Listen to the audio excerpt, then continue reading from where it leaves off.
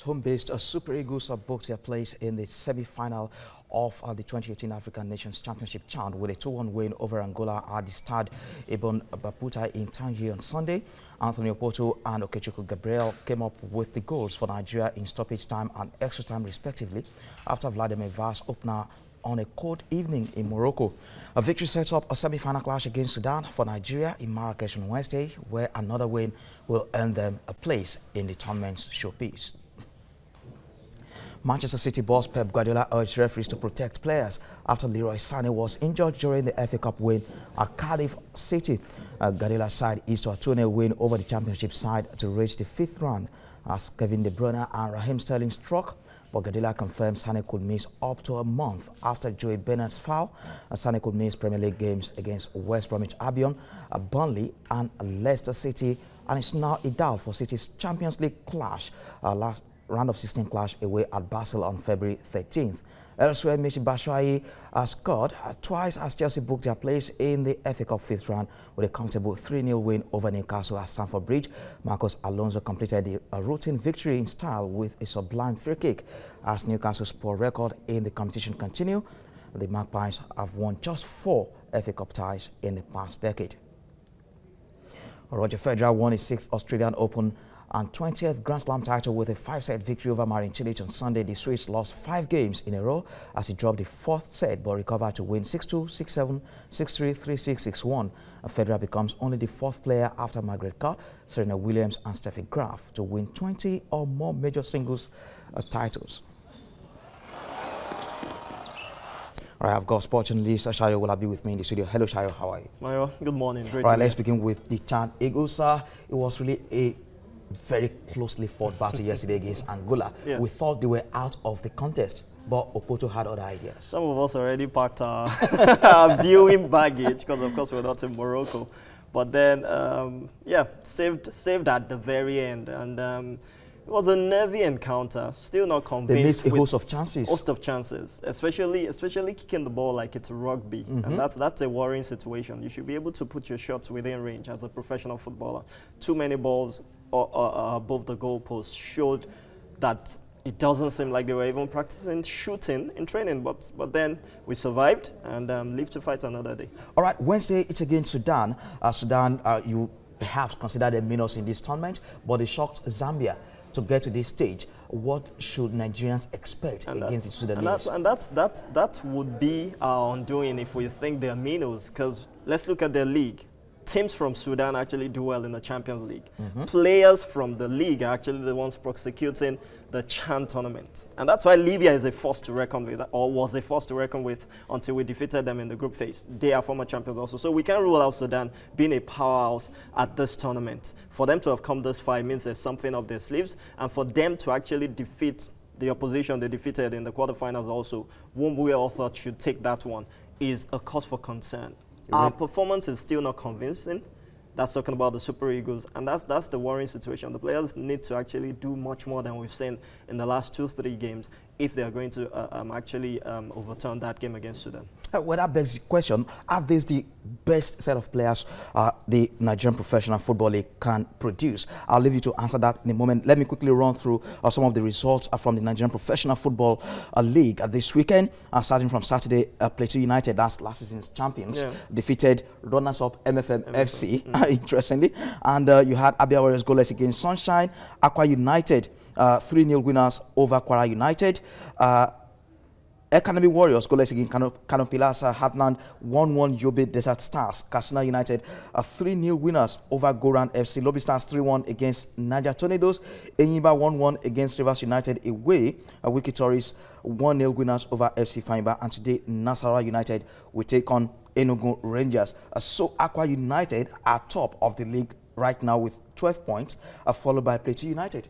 Also on 12 points. We must say that MFM had an accident on their way back, and it's good to know that all the players and the officials are fine, according to the reports from their camp. But back to the issue of whether these are the best legs. I'm not sure we would ever come to that term.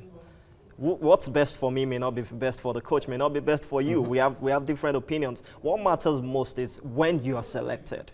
try to prove that point that you justify making that team. And that's what hasn't been shown by most of these guys. I'm hoping it's just 2 games left for them to win it. It's about them coming to terms with the fact that we've come this far. Can we go ahead and hold on to this trophy? Or do we just say to ourselves, oh, we've come this far, we've done so far so good, and we can just about at this stage of the tournament? It's left to them to actually decide that and justify the fact that they've been picked for this tournament. Well, Lagos fans will hope MFM FC will kickstart their season in style. They are 2 points above the drop zone as we speak. Let's move straight to the English FA Cup. Yesterday, we saw Chelsea against Newcastle, a routine victory for them. Same for Manchester City. Both of them are through to the 5th round, and the draw will be made today. Yeah, big expectation. It started out with United against Yeovil on Friday. Alexis Sanchez making his debut in there. Successful debut. Yes, man of the match. Though Yeovil's Twitter handle was asking if he really deserved it. That's a question for another day.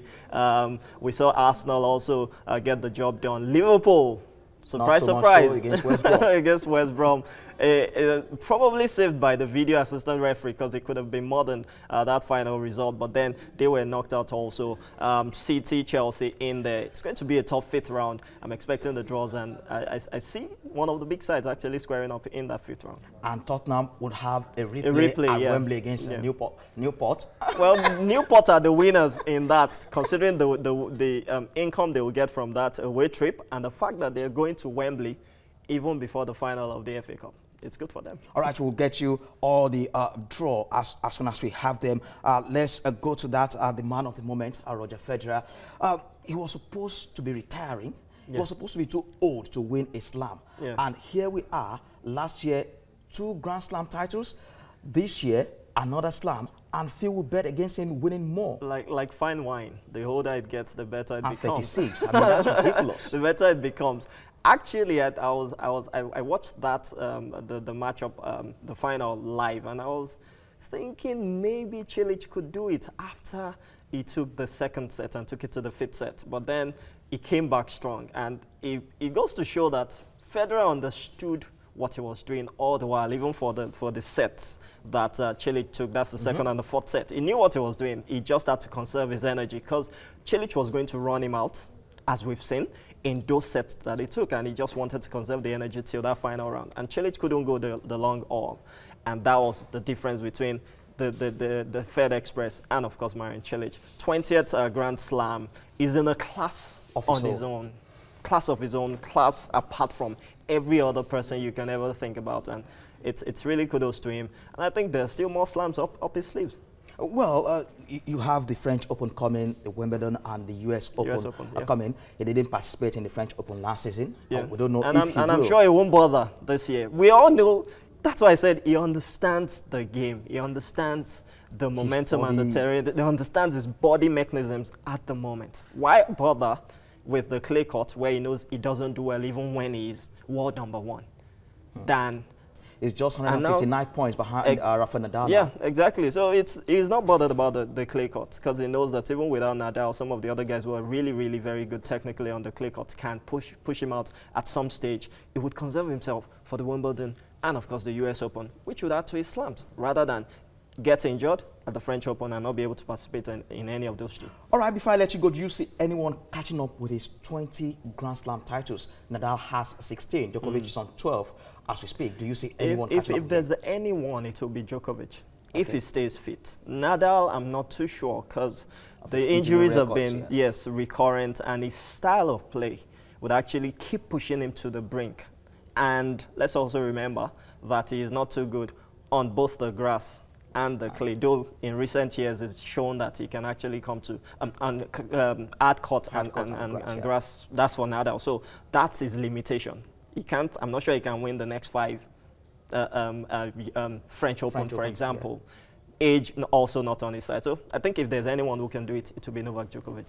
Novak Djokovic, as you speak, is still struggling to be fit. As we saw, he was knocked out during this Australian Open contest. Well, that's all on sports. Thank you very much indeed, Shayo. A pleasure being here, Mayowa. All right, I'm Mayowa Ajayi. Over to you now, Mike and Ngozi.